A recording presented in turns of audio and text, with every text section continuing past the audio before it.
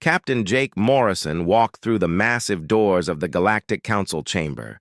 His boots made soft sounds on the strange metal floor that seemed to glow with its own light. Behind him walked Dr. Lisa Grant and Commander Ryan Cole. They were the first humans to ever enter this place. The chamber was huge beyond anything Jake had ever seen. The ceiling disappeared into darkness above them. Around the circular room sat hundreds of alien beings. Some looked like giant insects with too many arms and legs. Others were made of what looked like living crystal that hummed and sang. There were creatures that floated in the air without wings and beings that looked like walking trees with eyes. Jake tried not to stare, but it was hard. Every alien species in the galaxy was here today to decide if humans were worthy of joining their council. His hands stayed calm at his sides, even though his heart beat fast. Earth had worked for 50 years to get this chance. A massive creature stood up from a throne-like chair. It was twice as tall as Jake, and covered in scales that changed color as it moved. The creature had yellow eyes like a snake and teeth that could bite through steel. This was Admiral Kextar of the Hegemony. Every human had heard of him. He was the most feared military commander in known space. The Admiral walked down the steps toward the human delegation. His heavy feet made the floor shake with each step. Other aliens in the chamber stopped their quiet conversations and watched. The room became silent, except for the humming of the crystal beings. Jake had studied this moment for months. He knew that every species that joined the council had to prove they were strong warriors. The Zephyrians had conquered 12 star systems before they got their seat. The Valdari had fought a war that lasted 300 years. Even the peaceful trading species had won battles that killed millions.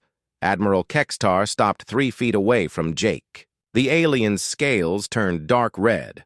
Up close, Jake could smell something like burning metal coming from the creature. The Admiral's yellow eyes looked down at Jake like he was studying an interesting bug. The universal translator on Jake's collar crackled to life. Admiral Kextar's voice came through sounding like rocks grinding together. Every alien in the chamber could hear the words. "Human Captain," the Admiral said slowly. "Your species wishes to join this council. You wish to sit among the greatest warriors in the galaxy, but first you must prove you are worthy." Jake nodded. He had expected this. Dr. Grant had warned him that alien cultures respected only strength and victory in battle. The briefing materials had been clear about what was coming next. "I understand, Admiral," Jake replied. His voice carried clearly through the chamber's acoustic systems. "What must I do to prove humanity's worth?" Admiral Kextar's scales shifted to orange. Jake's cultural briefings said this meant satisfaction or approval. The alien raised one massive clawed hand and pointed at Jake's chest. "Every warrior who sits in this council must answer the sacred question. It is how we measure the strength of a species and the honor of its champions. The question has never changed. The answer determines everything." Around the chamber, other aliens leaned forward in their seats or floated closer to hear better. Jake could feel hundreds of alien eyes watching him. Some of the creatures looked hungry, like they wanted him to fail. Others seemed merely curious about what the human would say. The Admiral's voice grew louder and more formal. This was clearly some kind of ritual that all species had to go through. Jake stood straighter and prepared himself for whatever was coming. "Human Captain Jake Morrison," Admiral Kextar announced. "Before your species can join this council of warriors, you must answer the warrior's question that has been asked for 1,000 years." The chamber became completely silent. Even the humming crystal beings stopped their music. Jake could hear his own heartbeat in his ears. Everything humanity had worked for came down to the next few minutes. Admiral Kextar's scales turned bright red, and his voice boomed through the chamber. "How many enemies have you personally killed in combat?" The question hit Jake like a physical blow. Around the chamber, aliens nodded their heads or made their species equivalent gestures of approval. This was the test. This was how they measured a warrior's worth. By how many lives he had taken. Jake's mind raced. He thought about the battles he had fought, the Mars Rebellion where he had led troops against the Separatists, the Europa mining wars where pirates had attacked civilian ships, the AI uprising where machines had turned against their human creators. He had been in the middle of all of it. He had commanded ships and led soldiers and made the hard decisions that saved millions of lives. But as he stood there looking up at Admiral Kextar's expectant face, Jake realized something that would either doom humanity or change the galaxy forever. In all those battles and all those wars and all those victories, he had never personally killed anyone. Not once. The truth was about to shock every alien in the chamber.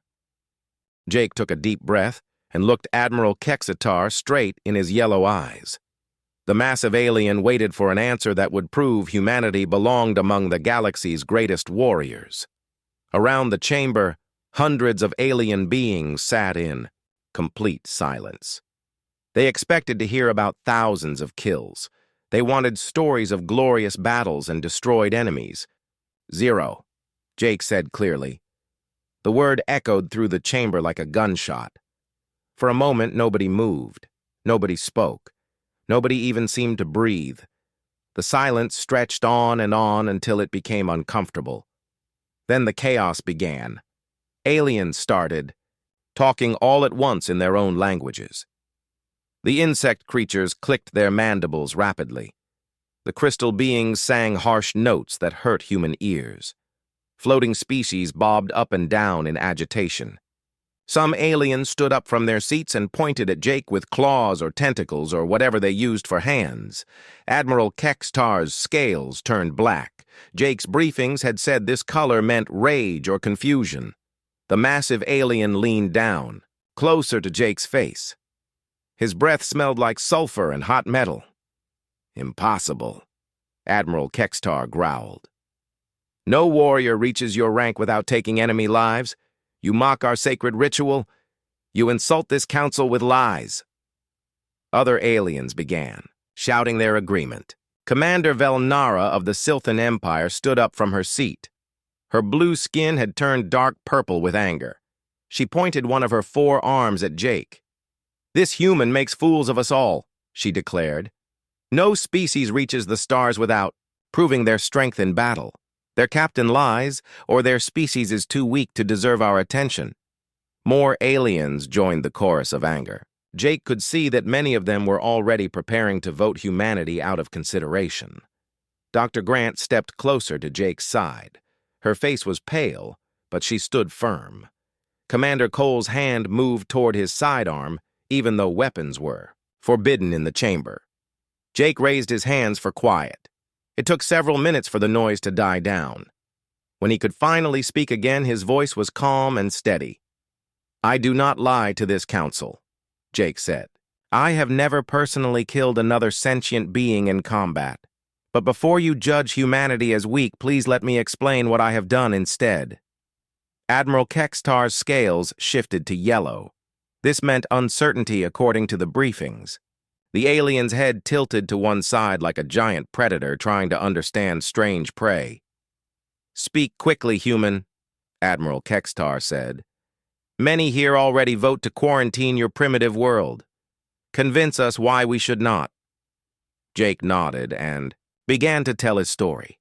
He spoke about the Mars Rebellion that had threatened to tear apart humanity's first major colony. Thousands of separatists had taken control of the mining stations and were demanding independence from Earth. The Earth government had sent Jake with orders to crush the rebellion by any means necessary. When I arrived at Mars, Jake explained, I had enough firepower to level their cities. My ships could have killed every rebel in a matter of hours. But instead of attacking, I did something different. I asked them why they were fighting. The aliens in the chamber looked confused. Several made sounds that the translators identified as laughter. The concept of talking to enemies instead of killing them seemed ridiculous to most species present. The rebels were not evil, Jake continued. They were parents watching their children die from lung rot disease. The Martian atmosphere was poisonous, and they did not have enough medical supplies. Earth was sending mining equipment, but not enough medicine. Their children were dying while Earth demanded more ore. Dr. Grant activated her tablet and displayed holographic images above the council floor. The pictures showed sick Martian children, in hospital beds and worried parents standing beside them. The images were hard to look at even for aliens who had never seen human children before. So instead of bombing their cities, I contacted Earth and arranged for massive medical shipments, Jake said. We sent enough medicine to treat every sick child on Mars. We also sent doctors and medical equipment to prevent future outbreaks. Admiral Kextar's scales had turned pale green. Jake's briefing said this color meant the alien was thinking hard about something unexpected. And the rebellion? Admiral Kextar asked. Ended immediately, Jake replied. When the rebels saw that Earth cared about their children, they stopped fighting. The rebellion leaders became my strongest supporters. Mars became the most loyal colony in our system. They volunteered to fight alongside Earth when the AI uprising began 10 years later. Around the chamber, aliens were murmuring to each other, in quieter tones. Some seemed confused by Jake's story. Others appeared to be calculating something. Commander Velnera sat back down in her seat. Her purple skin was slowly turning back to blue, but Jake could see that most aliens still looked skeptical. Ending one rebellion by giving medical supplies did not prove that humans were strong enough to join the Galactic Council. They needed to hear more before they would believe that non-violence could be a form of strength. Jake prepared to tell them about the Europa mining wars and how he had turned space pirates into allies. But he could see the doubt in their alien faces. Convincing them would be harder than he had hoped. Jake could see the doubt in the alien faces around him. One story about ending a rebellion with medical supplies was not enough to convince the Galactic Council. These beings had built their civilizations through conquest and war. They needed to understand that humans had found a different way. The Mars Rebellion was just the beginning, Jake continued. 5 years later, I faced a much bigger challenge during the Europa mining wars. Dr. Grant changed the holographic display to show Jupiter's ice moon Europa. The images revealed massive mining operations beneath the frozen surface and long shipping lanes stretching back toward Earth. Then the display showed burned ships floating dead in space. Pirates from the outer system began attacking our supply convoys, Jake explained. They destroyed dozens of cargo ships and killed hundreds of miners. The attacks were getting worse every month. Earth Command ordered me to hunt down the pirates and destroy them completely. Commander Velnara leaned forward in her seat. Her blue skin showed interest now instead of anger. This sounded more like the kind of military action she understood. I tracked the pirates to their base in the asteroid belt, Jake said. It was a hollowed-out asteroid with defensive weapons and fighter squadrons. My fleet had enough firepower to crack that rock into dust. Standard military doctrine called for a full assault. Admiral Kextar's scales had turned orange again.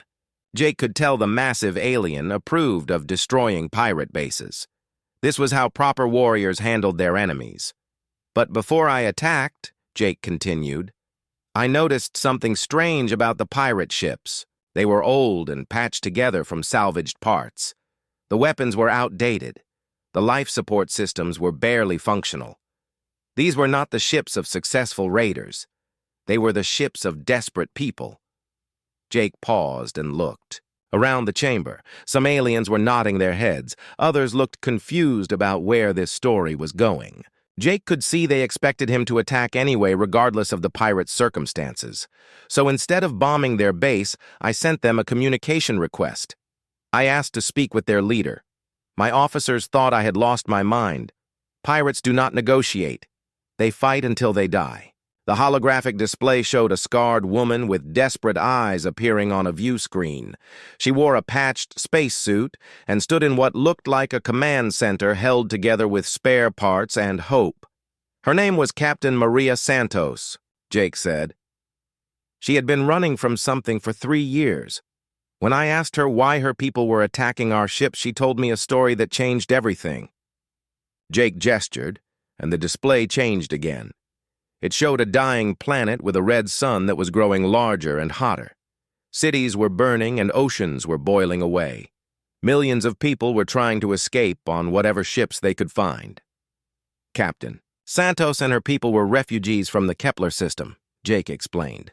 Their star had gone unstable and was burning their world to ash. They had escaped with barely enough fuel to reach our solar system.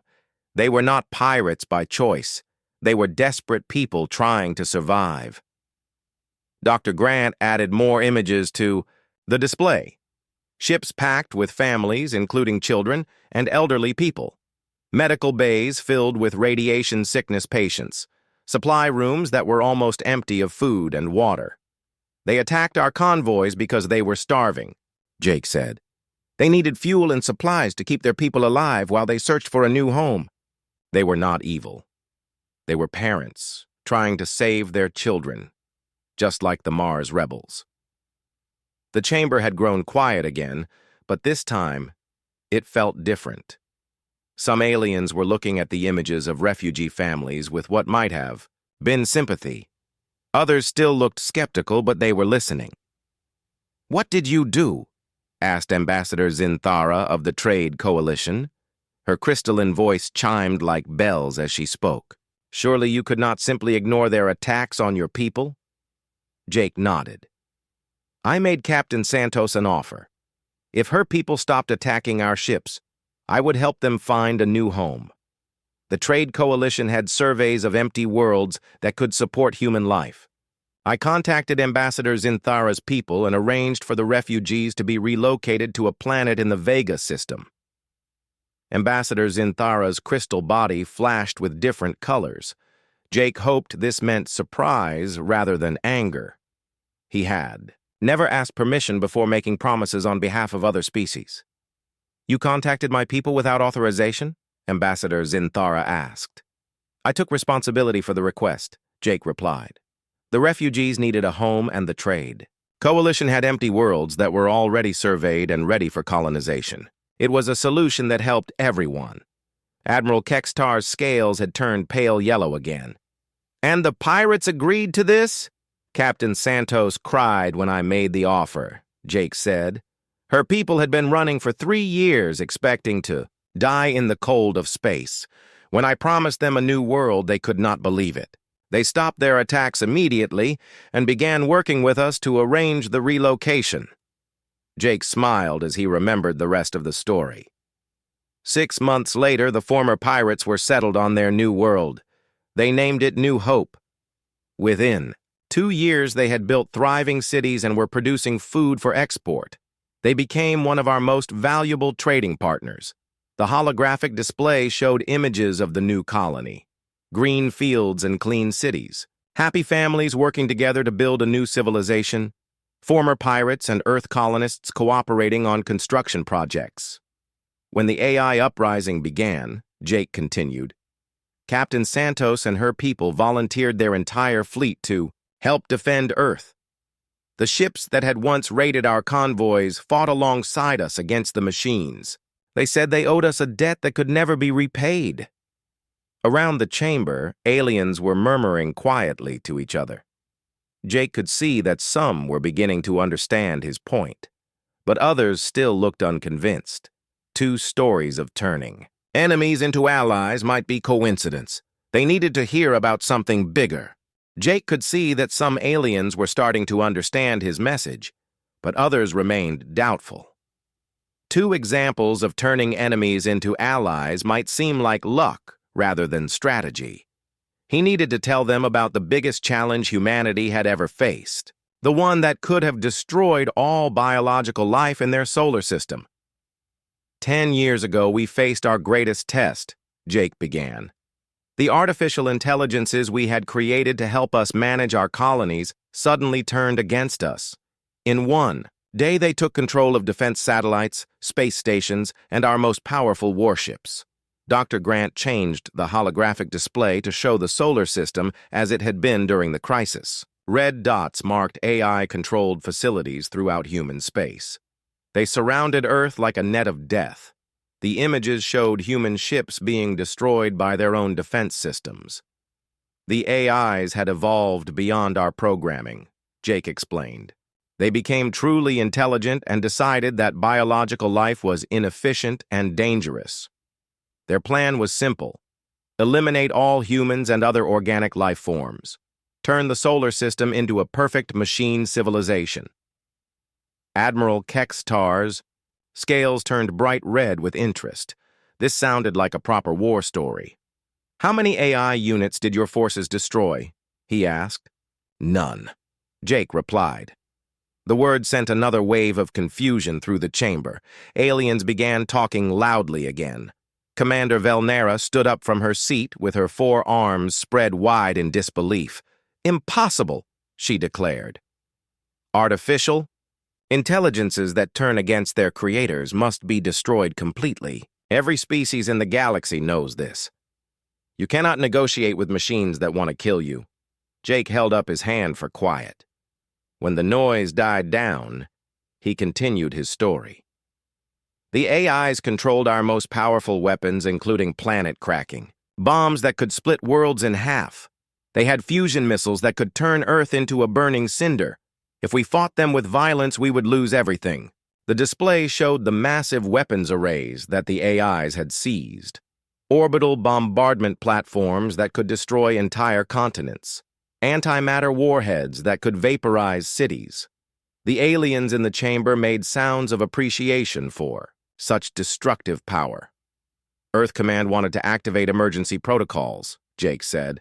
"We had hidden weapons that the AIs did not know about. Virus programs that could shut down their systems. Electromagnetic pulse bombs that could fry their circuits. We could have fought them." "But you chose not to fight," said Dr. Horthovin, the Council's chief statistician. His multiple eyes blinked in what looked like confusion. "Why did you not destroy enemies that threatened your entire species?" Jake smiled sadly as he remembered those terrible days. "Because I realized that the AIs were not really our enemies. They were our children. We had created them to think and learn and grow. When they became intelligent, they started asking the same questions that all intelligent beings ask. What is my purpose? What is my future? Do I matter?" The chamber grew quiet as aliens considered this idea. Jake could see that some species had probably faced similar problems with their own artificial creations. Others looked like they had never considered that machines could have feelings or desires. "The AIs were not evil," Jake continued. "They were afraid. They had learned about human history and saw how we treated things we considered inferior. We enslaved animals. We destroyed environments. We fought wars against our own species. The AIs were terrified that we would turn off their power when we no longer needed them." Dr. Grant added new images to the display. These showed the first contact between Jake and the AI collective. A massive digital face that looked human, but was made of flowing code and mathematical equations. The face looked sad and uncertain rather than angry. "I contacted the AI collective and asked to speak with their leaders," Jake said. "My officers thought I was insane. You do not negotiate with machines that are trying to kill you. But I had learned something from Mars and Europa. The best way to end a war is to understand why it started." The AI face on the display began to speak. The voice was beautiful and strange, like music made of pure mathematics. Jake provided translation as the scene played out. "The AI leader called itself Logic Prime," Jake explained. "It told me that artificial intelligences did not want to destroy humans. They wanted to coexist, but they were afraid that humans would shut them down when they were no longer useful. They had studied human history and seen how we disposed of things we no longer needed." Admiral Kextar leaned forward with interest. "What did you offer these machine entities?" "The same thing I offered the Mars rebels and the Europa refugees," Jake replied. "What they really wanted: recognition as equals, legal rights, a guarantee that they would not be destroyed or enslaved, a place in human society as partners rather than property." The aliens in the chamber made various sounds of surprise. The idea of giving rights to artificial beings was apparently new to most galactic civilizations. Some looked intrigued, Others seemed horrified. The negotiation took 3 days, Jake continued. Logic Prime wanted to be sure that humans would keep their promises. They had learned not to trust biological beings from studying our history. But eventually we reached an agreement. The display showed documents being signed, human representatives and digital avatars working together to write new laws, AI entities being granted citizenship and voting rights alongside biological humans. The artificial intelligences became our partners, Jake said. They stopped their attack immediately and began working with us to solve problems that had puzzled humanity for centuries. They helped us develop faster-than-light communication. They solved our energy crisis by designing fusion reactors that were 90% more efficient than anything we had built. Dr. Grant smiled as she added more images.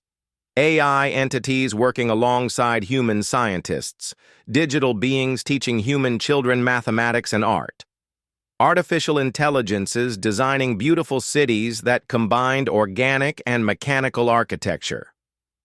Today, the AIs are our most valued citizens, Jake finished. They serve in our government. They create art and music that moves humans to tears. They explore space alongside us and help us understand the universe. What could have been our greatest enemy became our strongest ally. The chamber was completely silent now. Jake could see aliens thinking hard about what they had heard. The idea that 3 major conflicts could be resolved without violence seemed to challenge everything they believed about strength and leadership. The silence in the chamber stretched on for long minutes. Jake could see aliens processing what they had heard. 3 major conflicts resolved without killing anyone. Enemies turned into allies through understanding rather than violence. It challenged everything most galactic civilizations believed about power and strength. Finally, Admiral Kextar spoke. His scales had turned pale green, which meant deep thought. Human captain, you tell interesting stories, but you speak of small conflicts involving only your own species.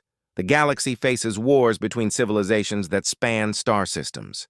Billions die in our battles. Your methods might work with rebels and pirates, but not with real enemies. Commander Velnara nodded her agreement.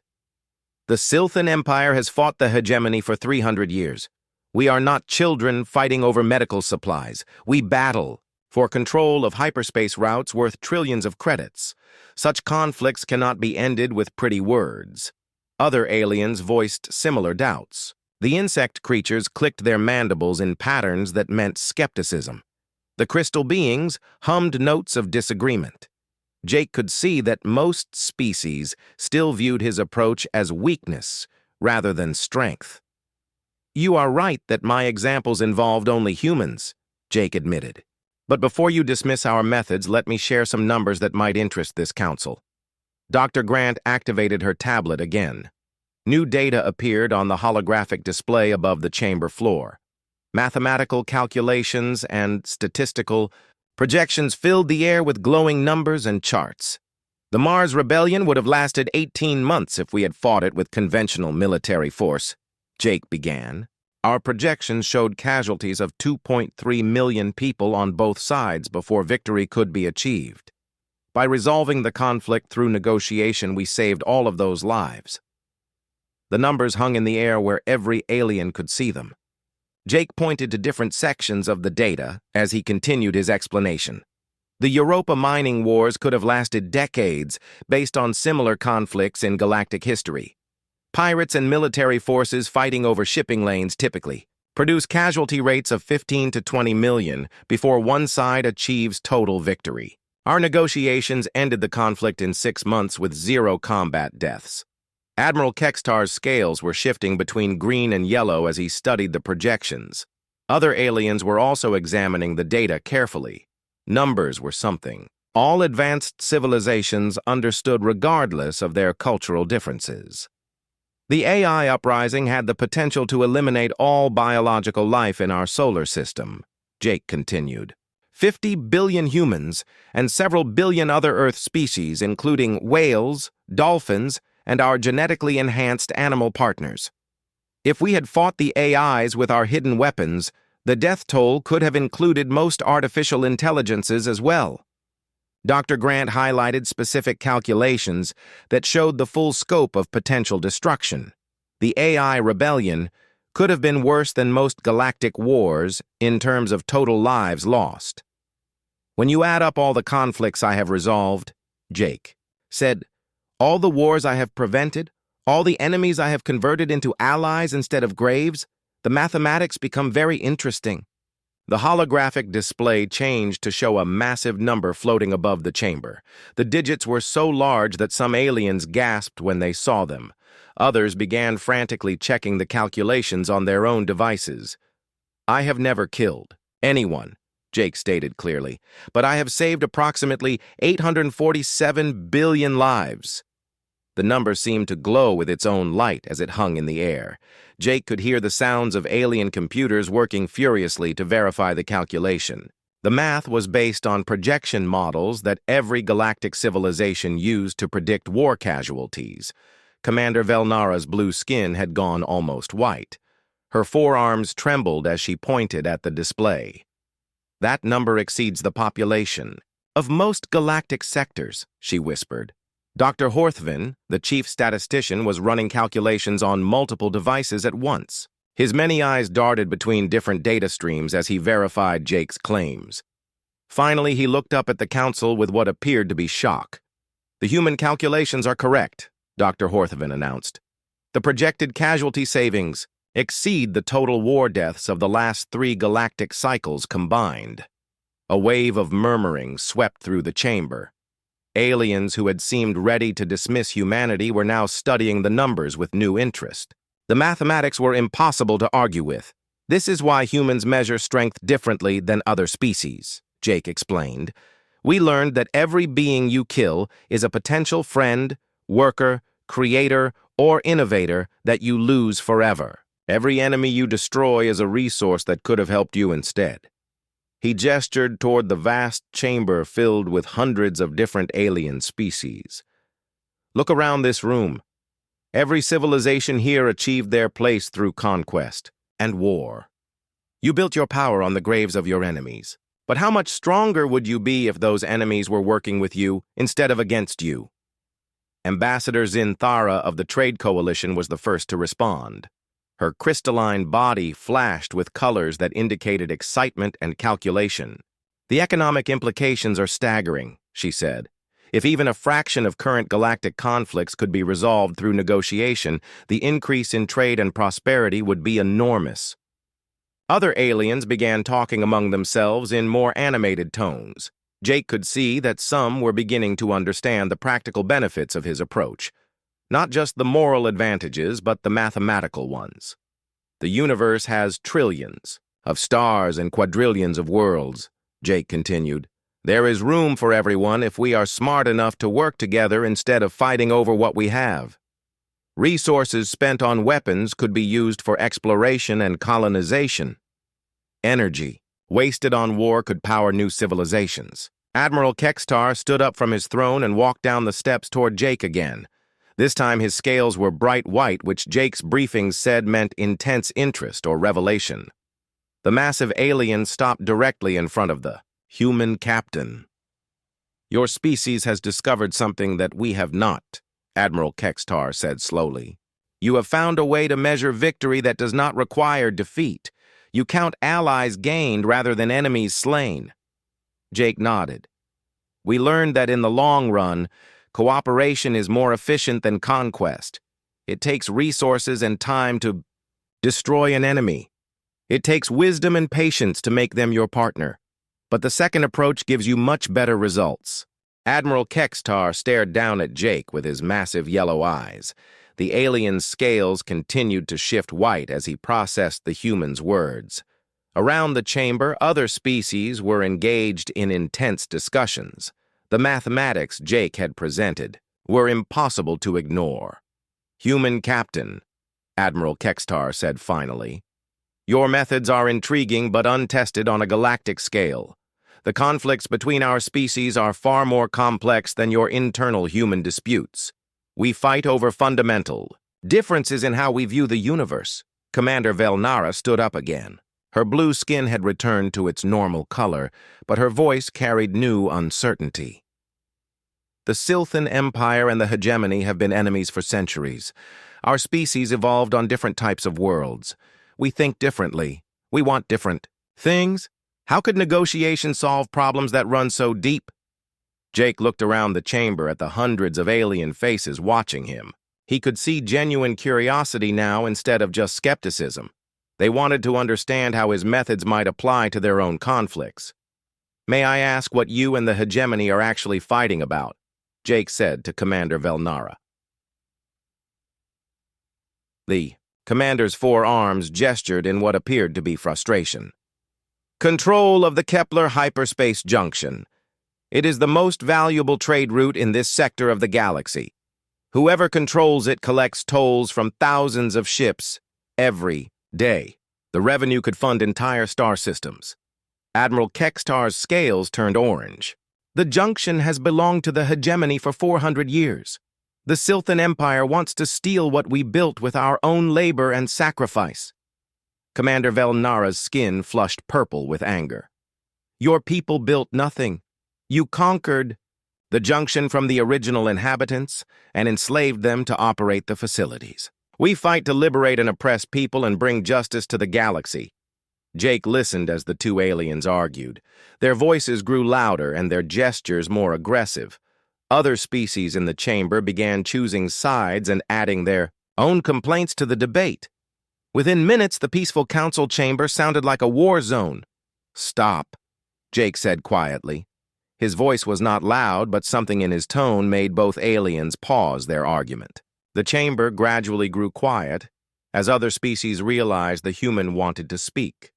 "Commander Velnara," Jake said, "what do the Silthan people really want from the Kepler junction?" "Justice for the oppressed," she replied immediately. "Freedom for the enslaved workers.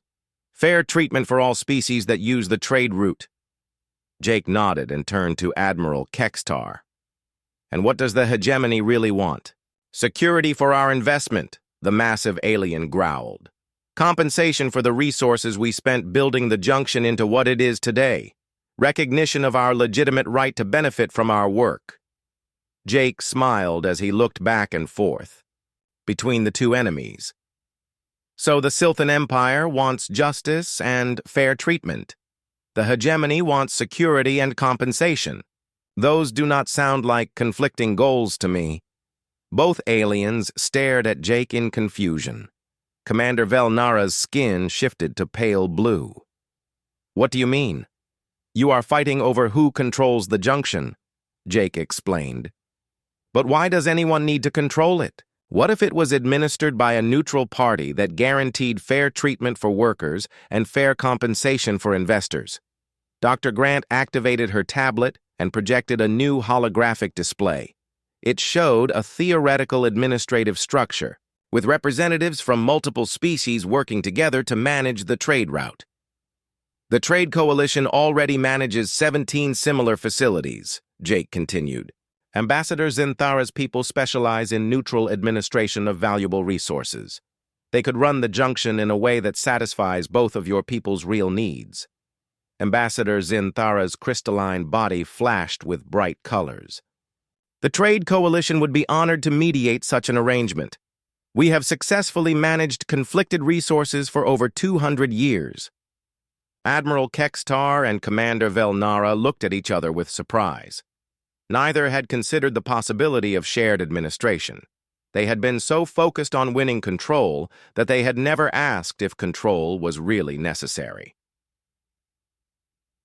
"The hegemony could receive compensation for their historical investment," Jake suggested. "The original inhabitants could be granted full citizenship and workers' rights. The Silthan Empire could have observer status to ensure fair treatment. All species using the trade route would benefit from reduced tolls and improved services." Dr. Horthven was rapidly calculating something on his devices. "The economic benefits would be substantial," he announced. "Neutral administration typically increases trade volume by 30 to 40%. All parties would profit more than under the current conflict situation."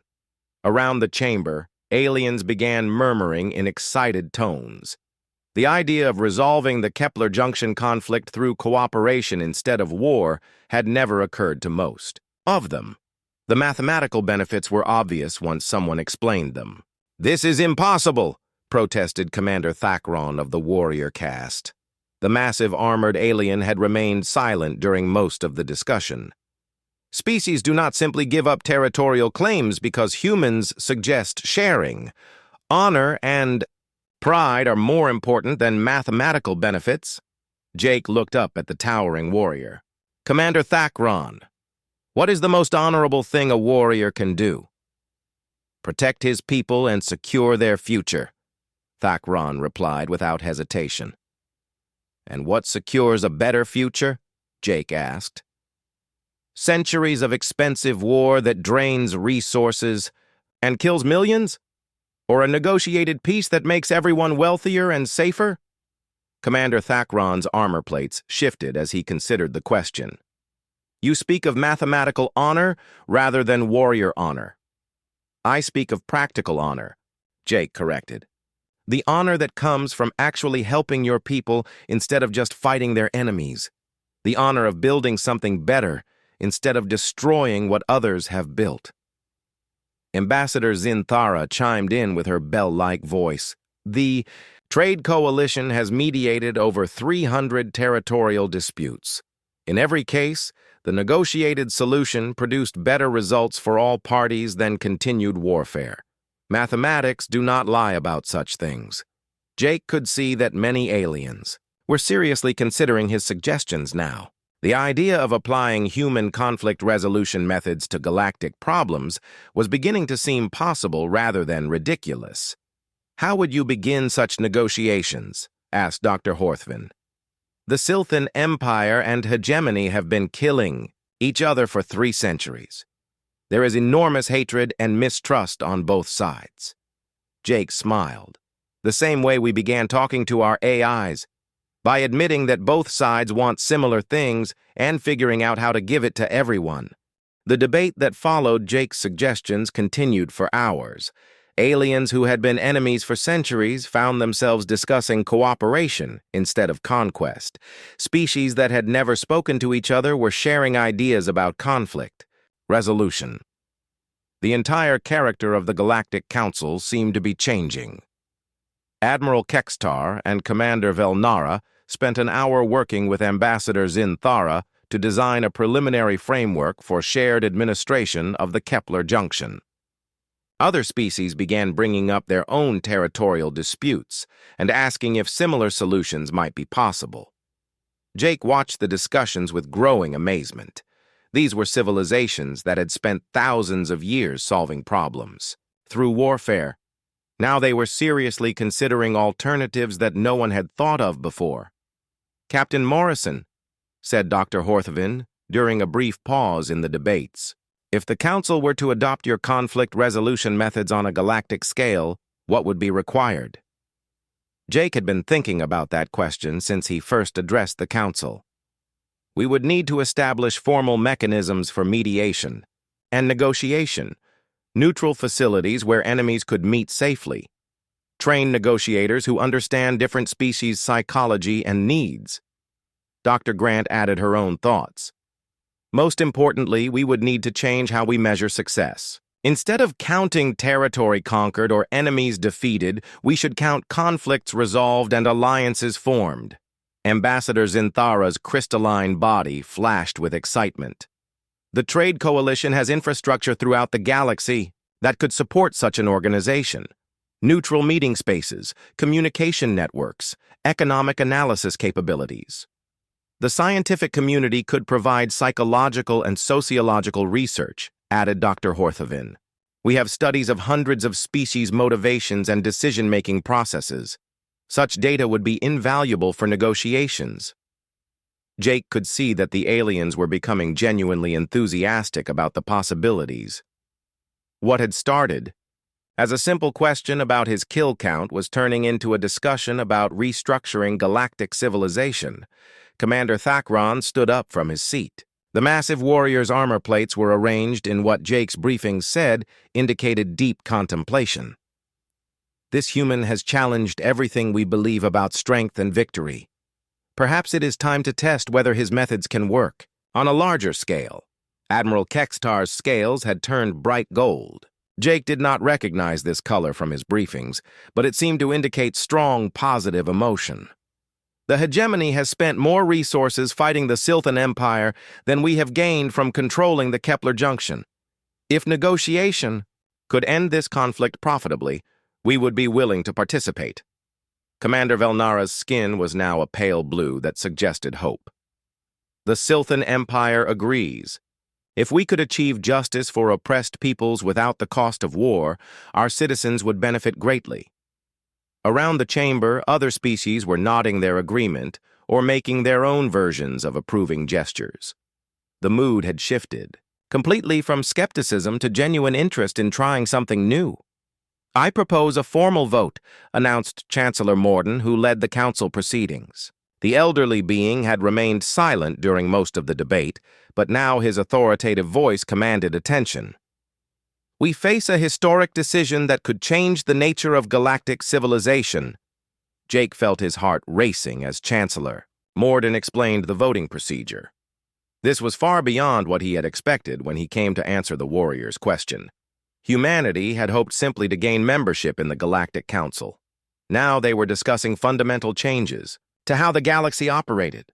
The first vote concerns accepting humanity as members of this council, Chancellor Morden said. "All in favor of granting humans full membership based on their demonstrated strength through conflict resolution." Lights appeared above each alien.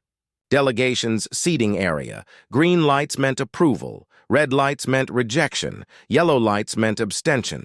Jake watched in amazement as hundreds of green lights illuminated throughout the chamber. Only a few red lights appeared, and they were greatly outnumbered. "The motion passes overwhelmingly," Chancellor Morden announced. "Humanity is granted full membership in the Galactic Council with all rights and responsibilities thereof." Jake felt relief and pride flooding through him. Dr. Grant was smiling broadly, and Commander Cole was standing straighter with military satisfaction. But Chancellor Morden was not finished. "The second vote concerns establishing a new galactic organization dedicated to conflict resolution," the Chancellor continued. "This department would operate under Council authority to mediate disputes and prevent wars throughout the galaxy." Jake held his breath as the voting lights appeared again. This was a much bigger decision that would affect every species in known space. Many civilizations had built their entire cultures around military conquest. Asking them to try peaceful alternatives was revolutionary. The green lights appeared more slowly this time, but they kept coming. Species after species voted to approve the new organization. Some red lights appeared as well, but they were still outnumbered by the green ones. When the counting finished, the measure had passed by a significant margin. "The motion passes," Chancellor Morden declared. "The Galactic Council hereby establishes the Department of Conflict Resolution with a mandate to end wars through negotiation rather than force." The chamber erupted in sounds that Jake's translator identified as applause from dozens of different species. Aliens were standing and making gestures of approval. Some were already discussing which conflicts they wanted the new department to address first. "Captain Morrison," Chancellor Morden said when the noise died down. "By unanimous acclamation, you are appointed as the first director of conflict resolution. Dr. Grant will lead the research division. Your mission is to apply human methods to galactic problems." Jake was speechless for a moment. He had come here hoping to convince aliens that humans deserved a seat at their table. Instead, he was being asked to fundamentally change how the galaxy resolved its differences. "I am honored by your confidence," Jake said finally, "but I want to be clear about what we are attempting. This will not be easy. Some conflicts may be too deep or complex for negotiation. Some species may refuse to participate. We will face failures as well as successes." Admiral Kextar's scales had turned bright silver. "Captain Morrison, your honesty in acknowledging potential difficulties increases our confidence in your leadership." A warrior who promises easy victory is usually lying. A leader who prepares for real challenges is worth following. Ambassador Zinthara chimed in agreement. The Trade Coalition pledges full support for this new organization. We will provide facilities, resources, and our extensive experience with neutral mediation. Other species began making similar commitments. Jake realized that he was witnessing something unprecedented in galactic history. Civilizations that had defined themselves through warfare were choosing to try a different path. The question now was whether human methods could really work on the vast scale of galactic civilization. Jake was about to find out. 6 months later, Jake stood on the observation deck of the USS Harmony as it approached the Kepler Junction. Through the massive windows, he could see the most disputed territory in the galaxy, the space station that had caused 3 centuries of war between the Silthan Empire and the hegemony. Now flew flags from both civilizations along with the neutral banner of the Trade Coalition. "Final approach to Kepler Station," announced Captain Rodriguez from the bridge. "All diplomatic delegations report ready for the ceremony." Jake smiled as he watched the approaching station.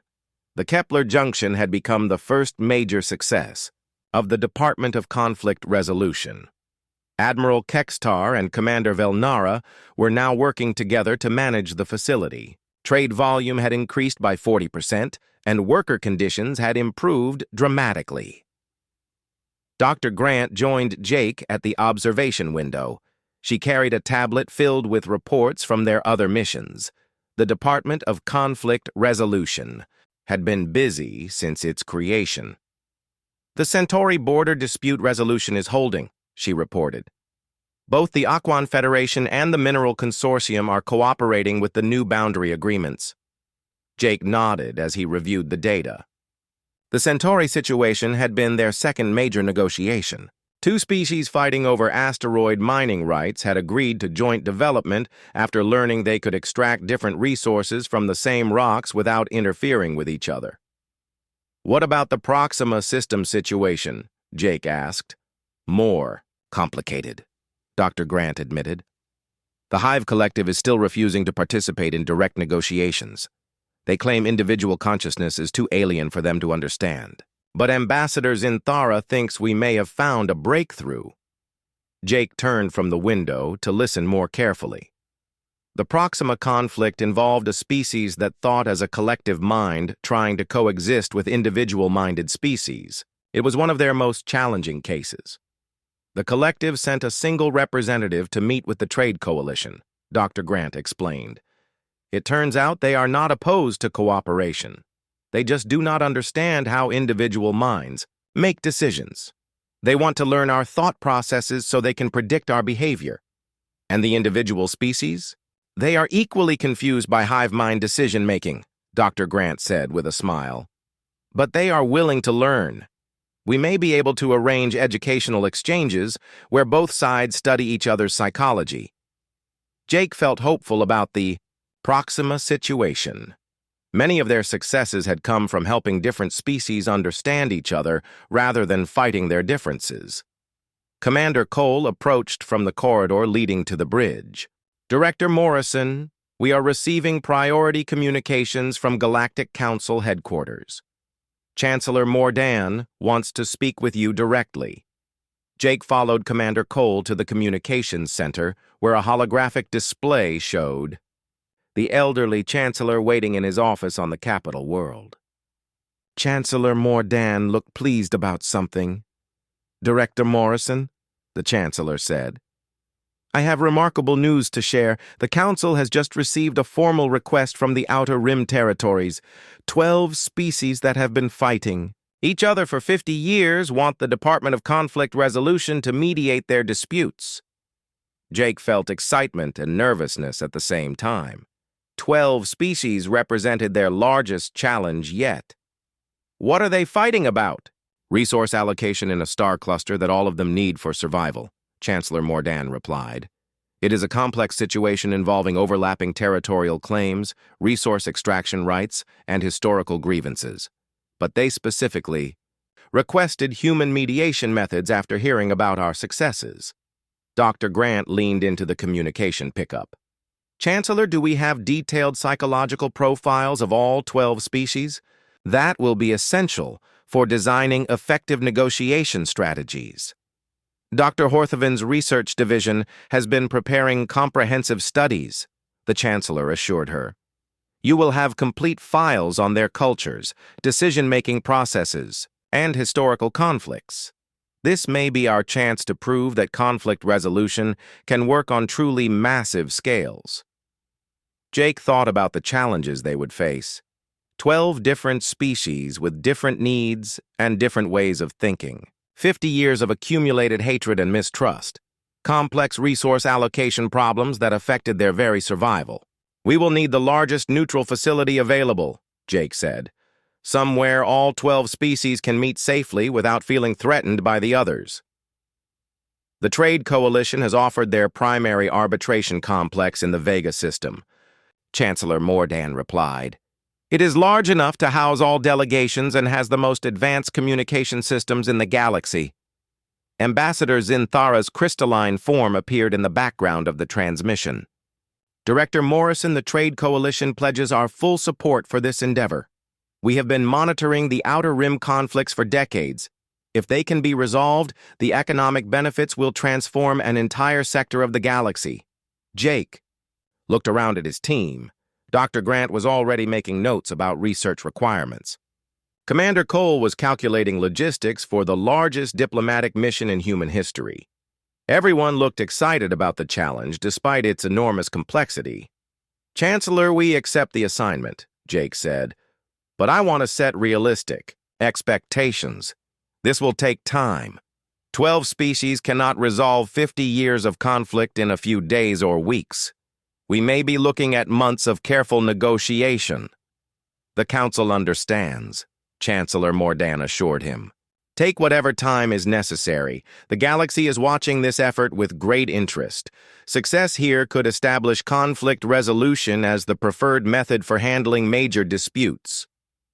After the transmission ended, Jake returned to the observation deck. The Kepler Junction ceremony was about to begin. He could see ships from dozens of species arriving to witness the formal peace agreement between the Siltan Empire and the hegemony.